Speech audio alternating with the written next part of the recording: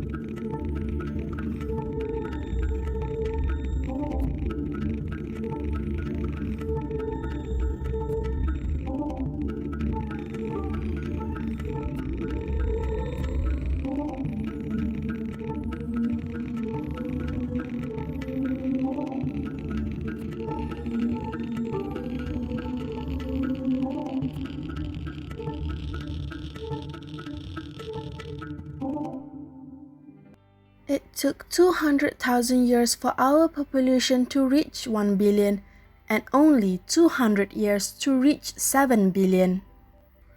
As our population grows, so has our use of Earth resources. Choices we make today affect the future of our species. The following video is about how the world is getting smaller. Up until 500 years ago, nobody had ever even circumnavigated the globe, but nowadays anyone can do this in a couple days just by paying a couple $1,000s. Therefore, in the perspective of today's humans, the world is much smaller than it used to be. In the time that it took for the first circumnavigation of the world, today's humans could fly to Mars and back twice. Think about this. To today's human, the moon seems significantly closer than America seemed to Europeans in the 16th century when the first voyages departed. It only takes humans 3 days to go to the moon, versus over 2 months for the colonists to go to America.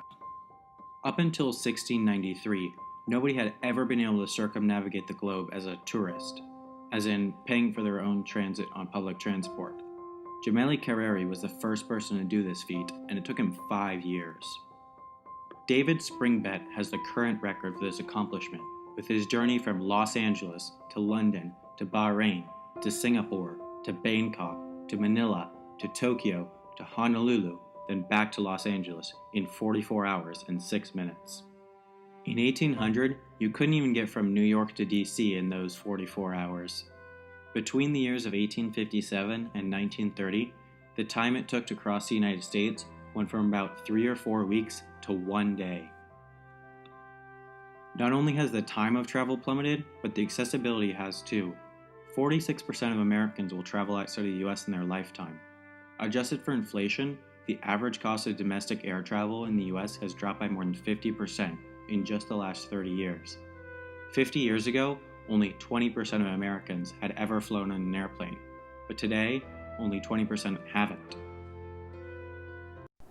Now, we are going to introduce and touch on the second reason why the world is becoming smaller, which is the evolution of communication. Communication has come a long way. First, early humans during the Stone Age started to communicate and express their thoughts and feelings by signs or gestures. They were able to send signals via fire, drums, and whistles. Later on, the humankind started to communicate via cave paintings, a type of parietal art found on the wall and ceiling of caves. Another form of early communication was during the era of camel messengers. People used to give their message to a person who delivered it while riding a camel. Other forms of communication were messenger pigeons. They were first used in 776 BC. After messenger pigeons came the first postcard service. The first commercially produced car was created in 1861 by John Carlton of Philadelphia. With the help of Thomas A. Watson, a Boston machine shop employee, Alexander Graham Bell developed this first prototype of the electric telephone in 1867. After the first telephone, communication evolved even further with the invention of the Internet. And the World Wide Web, which started being used in 1989, global information medium, the World Wide Web, or simply the web, was invented by Tim Berners-Lee. Fast forward, and communication nowadays has become even easier with the invention of Hello 2, feature-packed end-to-end encrypted communication device of modern office and homes worldwide. Now, every evolution, including transportation, just like humankind, has undergone trials and tribulations through time. During the Stone Age, we walked upon the earth and swam in rivers or seas. The evolution of transportation starts with the creation of rafts in the 20,000 BC. Then, in 3,500 BC, we started to tame horses to help us to commute from one place to another. In the 900s, we invented sea-going ships to cross oceans for trading and exploration purposes. And eventually, in 1620, the world saw its first ever oar-propelled submarine. And eventually, by 1769, we had built a steam-powered automobile that are capable of human transportation. Next, in 1783, the first ever human-carrying flight technology, hot air balloon, was invented, and a year later, in 1784, we had our first steam locomotive carriage. Next, 19th century observed a major evolution in transportation. It started in 1803, where a steamboat was built, and a few years later, by 1816, bicycles were first invented, and it was invented first by Baron Karl von Drais as he used it while collecting taxes from his tenants. In 1839, we had our first electric boat that could carry passengers, and this was then followed by the invention of aircraft gliders in 1853. Few years later, by 1862, we had gasoline-engined automobiles capable of going 3 kilometers per hour. And in 1884, the world saw its first ever electric car that are specially designed with high-capacity rechargeable batteries. And by 1885, the first ever car powered by an internal combustion engine was invented.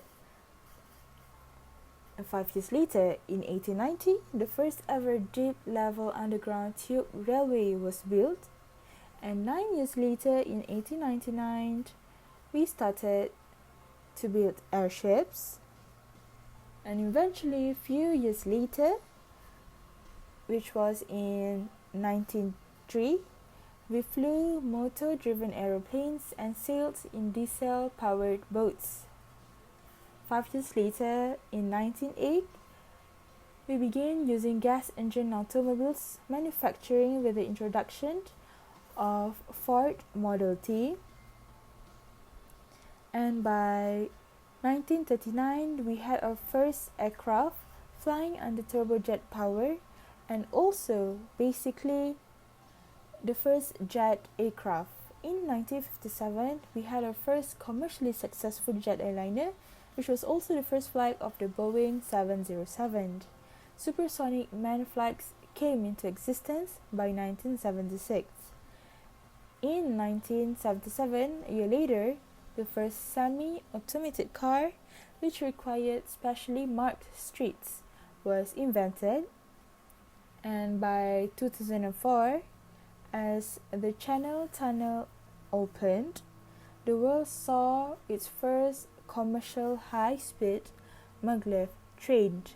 Eventually, in 2020, autonomous rail rapid transit was invented. Evolution has flowed relentlessly to reach the ever-increasing levels of efficiency. Often people take for granted our ability to move from one place to another. Many modes have evolved and many more have gone extinct.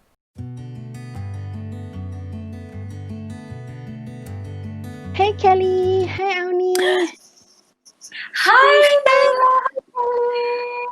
Hey guys, long time no see. How you guys been doing? I'm good, thanks. What about you? I'm good too. Haven't heard from you guys for a long time, right? I know, right? I've been quite busy lately with work though. Oh my god, I'm so glad to hear that. I'm good too. Like, thank God for Google Meet, right? At least we don't have to wait for days to talk to each other. We can just Google Meet each other, right? I know, right? It would take Yes. hours from Sri Lanka to Malaysia to Australia. At least we have Skype. It's just like an instant click, and here we go. Yes, definitely. I am so happy that I can actually see your faces after a very long time Oh and my not just god. your voice. You know, it has started to be a bit more sunny here in Northern Territory of Australia. Oh, that's awesome, Dalila. I would like to visit you someday. Come, come. By the way, guys, I have good news that I want to share with you guys. Like, Really? Oh my very What God! good. is it? Okay. Okay. So it's a surprise. So Surprise? I'm getting married. Oh Oh my my god! Are you Yes, serious? yes, God! yes. Oh I'm getting married. my God! Of course, I'm gonna be present on your big day. I'm gonna book my ticket and see you. Wow, congratulations, Kelly. Finally. I- Oh, I'm gonna book my plane tickets right away too. For sure, I'm gonna be there for you, sis.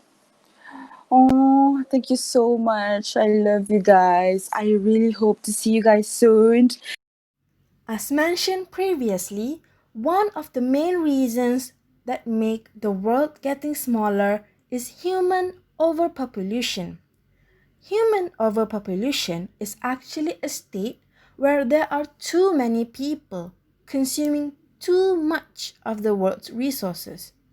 Overpopulation are resulted from an increase in birth, a decline in mortality rates, an increase in immigration, or even depletion of resources in their home country. There are many dangers and effects of overpopulation, but my group will only focus on one of the effects that really show how the world is getting smaller, which is the limited use of lands that are occupied by human habitation. The advances of technology in today's world has made the world appear to be smaller than it actually is, due to the fact that we can have everything that we need within a touch of a button. Globalization has contributed to the concept that our world has diminished into a much smaller place. A few decades ago, traveling and communicating with people was not part of everyday life. This is due to the fact that we did not have the access to technology that could help us to do so. Today, though, countries and communities around the world are becoming more connected. Traveling and communicating are more affordable and accessible due to the advancement of transportation and communication technology that we have today. The world we live in is getting smaller and becoming more connected for the everyday person. Hence, we decided to create a video emphasizing on the overpopulation as well as advanced technology and transportation options because it seems to be the issues that are very important, especially in our daily life today.